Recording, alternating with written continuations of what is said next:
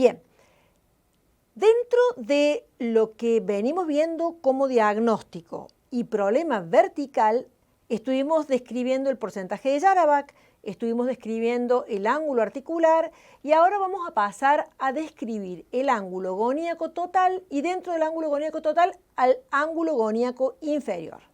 El ángulo goníaco total es un ángulo anatómico de la mandíbula que está formado por la rama y el cuerpo mandibular. Es decir, que está concretamente formado por el plano que nos encontramos entre articular y gonion, que es la altura de la rama, con la longitud del cuerpo, que es aquel plano que va desde gonion a mentoniano. Esta estructura mandibular cuya unión forman un ángulo que es el ángulo goníaco, es un ángulo estructural de la mandíbula donde lamentablemente nosotros no tenemos injerencia ni capacidad de modificación. El valor de referencia es de 130 grados. Estos 130 grados me dan como un máximo de tolerancia antes de empezar a preocuparme de una divergencia mandibular importante que podría atentar contra mi entrecruzamiento. Todo valor inferior a los 130 grados para mí es favorable, porque me está hablando de que mi paciente es cuadrado a nivel posterior y eso quiere decir que la altura facial posterior con respecto a la altura facial anterior no es tan desarmónica, con lo cual mi paciente no es tan divergente.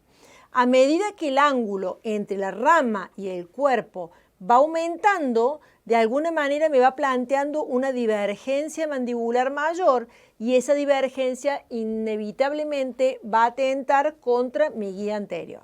Es decir, que como valor de referencia hasta los 130 grados consideramos que es un valor adecuado y favorable para conseguir un correcto entrecruzamiento.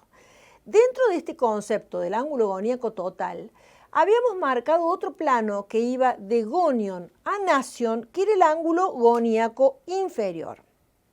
Este ángulo goníaco inferior, acá les estoy agrandando la imagen para que ustedes lo puedan ver, este ángulo goníaco inferior es el que vamos a graficar desde el plano gonion-nasion al plano gonion-me de mentoniano. Y ese ángulo goníaco inferior sobre una proporción de 130 grados debería medir aproximadamente 75. Quiere decir que sobre la proporción de los 130 grados, 75 es un valor que está armónico respecto a la relación entre ambos. En la medida en que esa proporción o esa relación entre ambos aumenta, estamos hablando de que nos encontramos con una mandíbula que de alguna manera está rotada distalmente. Quiere decir que el ángulo goníaco inferior puede aumentar cada vez que el ángulo articular está aumentado. Cada vez que yo tengo la mandíbula con una rotación distal, si bien el ángulo goníaco total es el mismo porque anatómicamente estamos ante la misma mandíbula, por tratarse el plano GO-NA de un plano fijo, cada vez que la mandíbula rota distalmente, lo que estoy provocando es un aumento del ángulo goníaco inferior.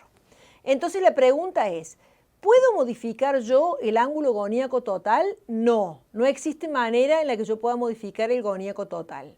Ahora, ¿puedo generar una modificación en el ángulo goníaco inferior? Sí. ¿Cómo se genera esa modificación? De la misma manera en la que genero modificación en el ángulo articular, realizando un control vertical, reduciendo la dimensión vertical inferior y cada vez que yo reduzco la dimensión vertical, lo que estoy provocando es la autorrotación mandibular y de esa manera la ganancia de entrecruzamiento. Entonces, si yo me encuentro con un ángulo goníaco total, por ejemplo, de 120 grados, y el ángulo goníaco inferior es de 75, si bien el 75 está dentro de la norma, es un ángulo que está abierto para 120 grados. Quiere decir que es un ángulo que está incrementado y que yo debería tratar de resolverlo generando una rotación en contra de las agujas del reloj. Si yo en cambio me encuentro con un ángulo goníaco total de 120 grados y el ángulo goníaco inferior es de 65, estoy con un parámetro proporcional para el valor total del ángulo goníaco total en relación al inferior. Con esto quiero simplemente terminar el concepto de que cada vez que el ángulo articular se encuentra aumentado, el ángulo goníaco inferior aumenta proporcionalmente, por más que el ángulo goníaco total, por ser un ángulo anatómico estructural de la mandíbula, no varíe.